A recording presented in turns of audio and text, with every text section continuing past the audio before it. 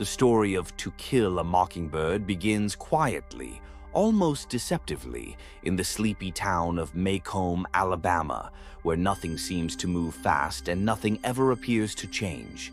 But beneath this stillness lies a suffocating weight of unspoken rules, inherited beliefs, and silent cruelty. Maycomb is a place where people are born into roles they never chose and judged by standards they never agreed to, and these rules shape every thought and action without ever being written down. Through the memories of Scout Finch, the town is revealed not as innocent or peaceful, but as deeply afraid of difference, afraid of truth, and most of all, afraid of challenging itself.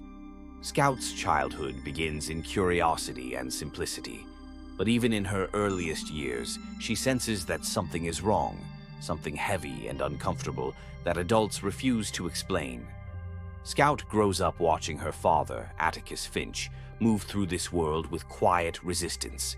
He does not shout, does not dominate, does not conform. Instead, he stands calmly in the face of hostility, holding tightly to principles that the rest of the town has long abandoned. To Scout, Atticus is simply her father, patient and gentle, but to Maycomb, he is an uncomfortable reminder of morality. He teaches his children not through force, but through example, insisting that understanding others is the first step toward justice. Yet the town does not value understanding, it values tradition. And tradition in Maycomb is another word for fear passed down from one generation to the next. At first, Scout's world revolves around small fears and childish myths, none greater than the mystery of Boo Radley. Boo exists more as a story than a man, a shadow shaped entirely by gossip and imagination. The children fear him because they are taught to fear what they do not understand. Boo becomes the town's quiet warning.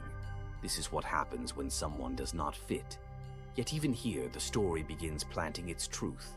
Fear is not born from reality, but from ignorance, and ignorance thrives in silence. While Scout and Jem imagine monsters, the real monster grows unnoticed around them, a system that rewards cruelty and punishes compassion. The moment Atticus agrees to defend Tom Robinson, the fragile illusion of peace in Maycomb shatters. The town does not explode immediately. Instead, it tightens. Whispers replace smiles. Respect turns into suspicion. Scout and Jem feel the change before they understand it, sensing hostility in schoolyards and on sidewalks. The town believes it is protecting itself, but what it is really protecting is its lie. That it is fair, decent, and just. Tom Robinson's existence threatens that lie. He is poor, black, and powerless, and for Maycomb, that alone is enough to condemn him. The trial is never truly about a crime. It is about maintaining a hierarchy that places some lives above others. As the trial approaches, chaos builds slowly, like pressure beneath the earth. Jem still believes in fairness, in logic, in the idea that truth must win. Scout watches him cling to these beliefs, even as the adults around them betray them openly. The courtroom becomes a symbol of everything broken, a place designed for justice that instead serves fear. Evidence is clear, facts undeniable, yet the town chooses blindness. When the verdict comes, it does not shock Atticus. It devastates the children. Jem's belief in goodness collapses violently, leaving behind anger and grief. Scout does not yet have words for what she feels, but she understands one thing clearly. The world is not what she thought it was. The aftermath of the trial leaves Maycomb unchanged on the surface, but permanently damaged underneath. Life continues as if nothing happened, and this is perhaps the most disturbing truth of all. Injustice does not always announce itself. Sometimes it simply resumes daily life. Tom Robinson's fate exposes the town's moral failure, but no one wants to look at it. Jem withdraws, wrestling with rage and confusion, while Scout begins the painful process of understanding that evil does not always wear a frightening face.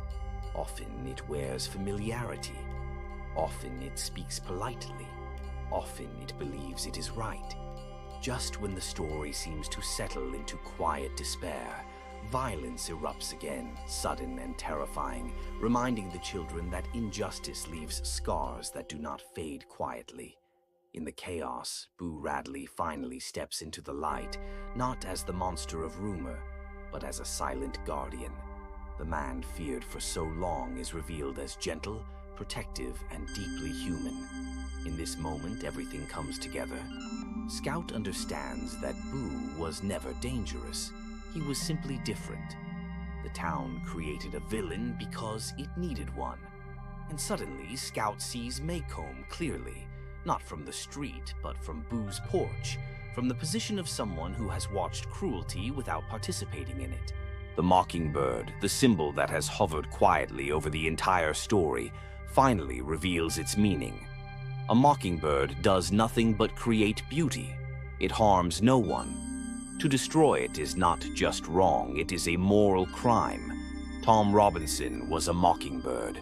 Boo Radley was a mockingbird. Even childhood innocence itself is a mockingbird, fragile and easily destroyed by hatred. The town kills these mockingbirds not out of necessity, but out of fear. And fear, once accepted, becomes tradition.